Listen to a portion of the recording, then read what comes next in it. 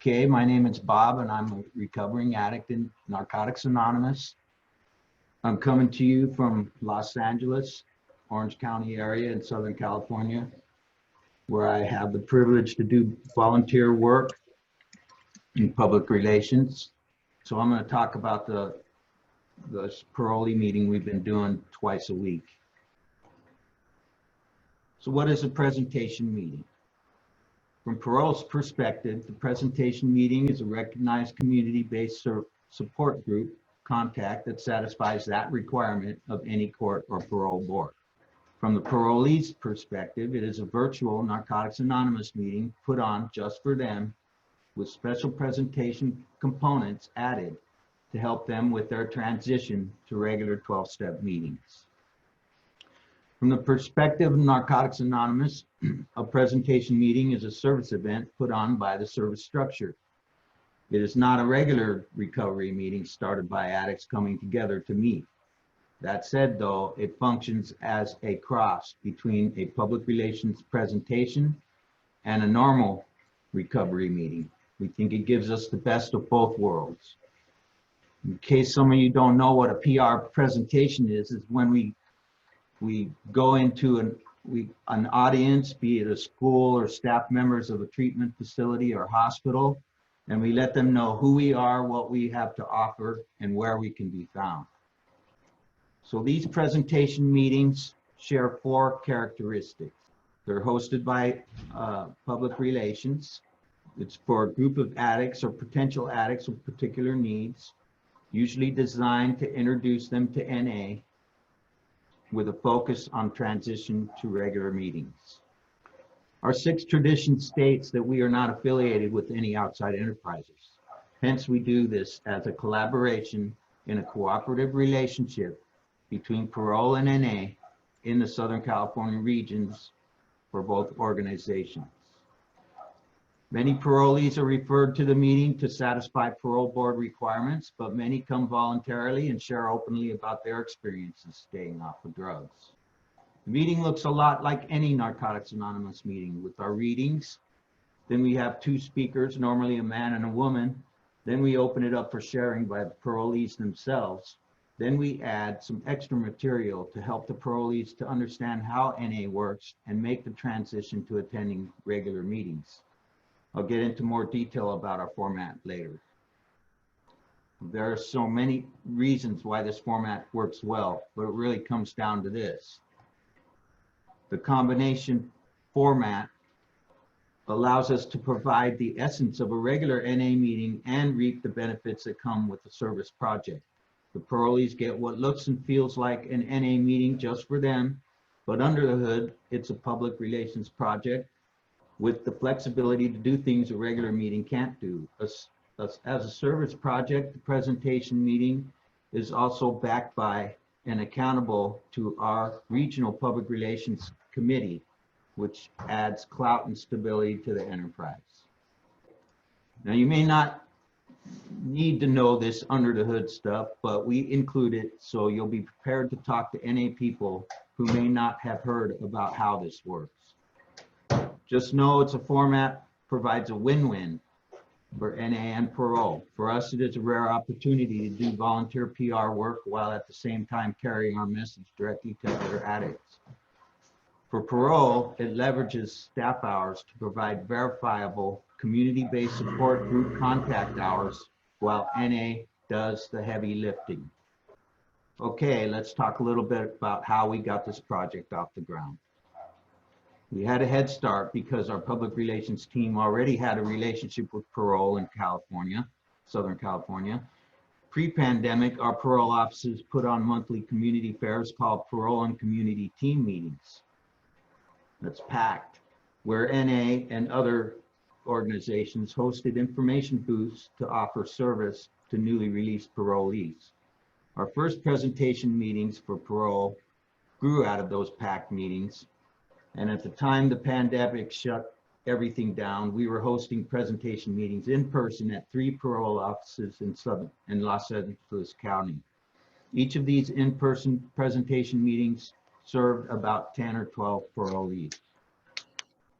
When our governor's order shut everything down, our community relations team, which is part of NA's Public Relations Committee, reached out to the parole agents at one of those in-person meeting sites, just asked her if parole would like us to convert the in-person meeting to a virtual one.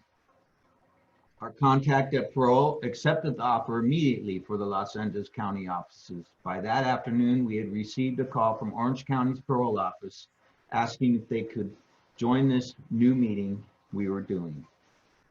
At this point, we had an idea that both our volunteers and parole thought was a good idea, but we still needed to get approval from our Public Relations Committee to do the project.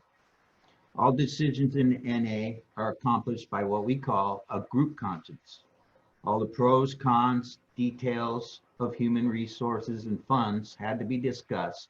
Then we put it to a vote, and our committee approved the project unanimously.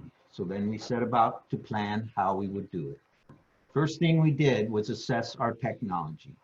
Our groups already were familiar with the Zoom platform, so we decided to keep using that. Parole anticipated about 50 parolees from the 2 counties, so the 100 participants allowed by our basic account would be fine. As the format of the meeting, the goal was to introduce parolees to our program, so we decided on the tried and true speaker participation format. Each meeting would start with a few readings from our literature. Then we would have 2 NA speakers share their stories, followed by sharing from parolees. To encourage participation from the parolees, we decided that NA volunteers would only share if no parolees wanted to. Once we had the format down, we had to assemble a team of volunteers. For 50 parolees, we needed about 3 or 4 people to manage a meeting on Zoom. Parole wanted to do the meeting during the daytime, so it was a little more challenging to find folks whose jobs didn't interfere, but we were able to do it. With the technology and format set and volunteers lined up, we set out to find speakers who would share for 15 to 20 minutes. This ended up being quite easy, as virtual meeting format meant nobody had to go anywhere. Challenges. How would parole verify attendance for people on the Zoom meeting? It may sound easy, but there were 2 challenges facing us. One challenge was that we couldn't take the attendance for parole. As I mentioned earlier, our 6th tradition prevents us from endorsing or affiliating with the organizations we work with. We don't want anyone to think that we are affiliated with parole, even if we work together to help addicts. And we never take attendance at our meetings or disclose who attends, because of our most important principle of anonymity. One obvious solution would be to have parole agents join the meeting at the end and take their own attendance. The challenge there, though, was that California's parole division would not let its agents use the internet to connect to our meeting. They had to use phones to dial in. That means that the agents get audio only. They can't see the Zoom screen like you're seeing now. So even if we brought the agents in to take attendance, they would not be able to see the parolees, nor unmute them to take attendance. Our solution was to divide the parolees into Zoom breakout rooms with a parole agent and an NA volunteer who could unmute the parolees one by one and have them state their ID number to the agent. The agent then repeats the number for accuracy, and the NA volunteer moves on to the next parolee. The first meeting had 48 parolees attending from 2 Southern California counties. Now, 4 months later, we have added a second meeting each week to cover all 6 counties in Southern California. We serve more than 350 parolees each week and need 4 breakout rooms and 4 parolee agents to take attendance. We get about 100 on Tuesday morning at 10 a.m. and about 200, we have one on Thursday night at 8 p.m. To manage that growth, we had to do a few things over the last 4 months. First, we had to increase our Zoom account to the larger one that accepts 500 parolees. Second, because of the other counties are outside our region's geographic boundaries, we had to reach out to their regions we're inviting them in to the service project. As it turned out, the other regions weren't interested in participating, so we were able to just handle it ourselves. Third, we had to recruit a lot more volunteers. Between the daytime meeting and nighttime meeting, we now have 16 volunteers who participate each week. And lastly, for organizational purposes, we had our regional PR committee officially approve the project and designate the volunteer who would be responsible for it. Let's say you want to work with NA to start your own presentation meeting for your clients. If you don't already have a relationship with NA's public relations, reach out to the committee in your geographic area. If you need help, contact any of the organizers of this event. When you raise the issue, it may be the first time your NA folks have heard about a presentation meeting, so feel free to provide these materials to refer them to us in the SoCal region. We'd be more than happy to help. As you plan the presentation meeting, you'll want to consider staffing.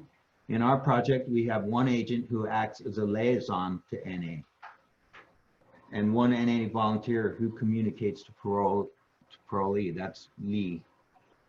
Most substantive communications go between those two people, so it's an efficient way to manage the project.